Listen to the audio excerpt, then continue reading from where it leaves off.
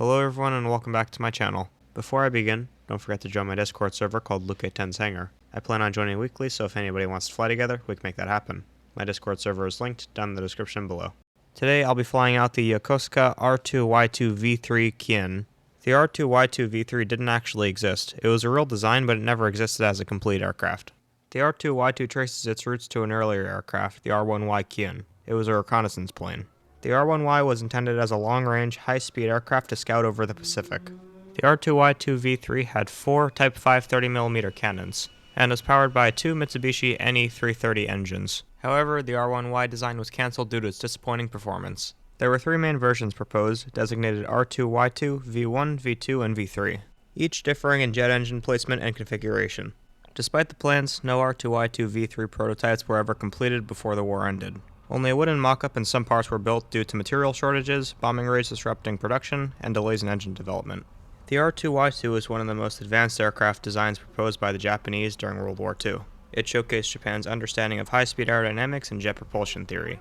Had it been completed, it might have been a formidable aircraft, though by 1945, Japan's ability to produce and field such advanced machines was practically gone. Its closest contemporary in the Allied forces would have been the Lockheed P-80 Shooting Star or Gloucester Meteor.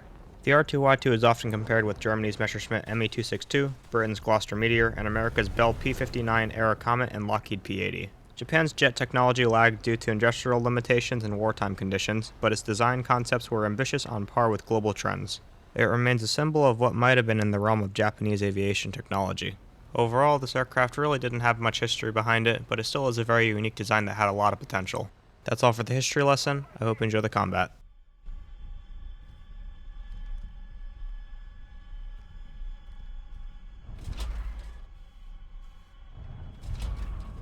Right now I'm just trying to climb as high as I can so I can boom zoom some people. Even for this plane's size, it's a lot better than you might think. Its low speed acceleration is decent, it doesn't climb that great, its maneuverability is pretty good, and the guns are pretty good on it too. You also don't see this jet all that much, so people really don't know the strengths and weaknesses of this aircraft. Not to mention, this aircraft also got removed with all of its variants on April 30th of this year. But thankfully, if you've ever put any research points into this aircraft, you're still going to be able to fly it. Even if you haven't researched it fully yet, if you have at least 1 research point into it, once you do get it all researched, you'll be able to fly it.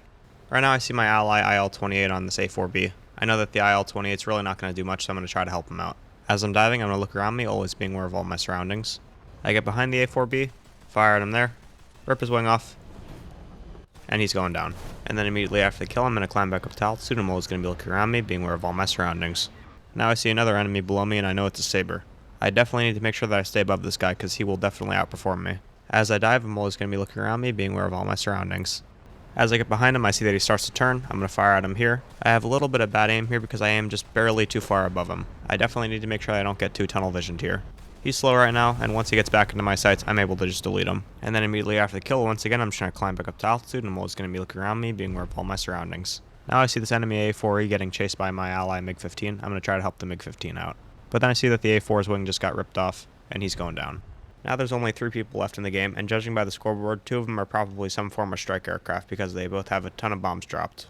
And then as I'm flying along, I see that there's an F9F that's killing ground targets. I look below and behind me, and then I'm thankfully able to see him. So now I'm going to head for him. And then as I'm turning in towards him, I'm going to mark him on the map so that then my teammates can hopefully try to come in and help me.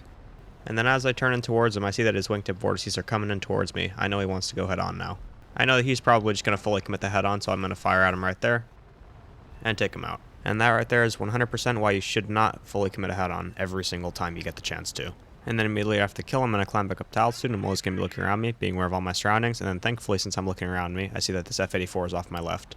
He went and dove down for some ground targets, now he's climbing back up to me. All I have to do here is just energy trap him. This is a stupid mistake that he's making. He's just going to stall himself out, I'm just waiting for him to stall, and then I'm just going to dive down on him.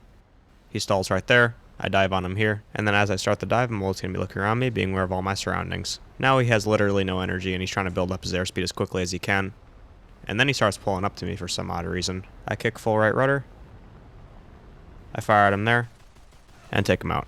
And then once again, immediately after the kill, I'm going to climb back up to altitude, and I'm always going to be looking around me, being aware of all my surroundings. And now the last enemy on their team wants to fully commit a head-on with me. He starts firing at me there, I fire at him here, and then I'm going to dive away.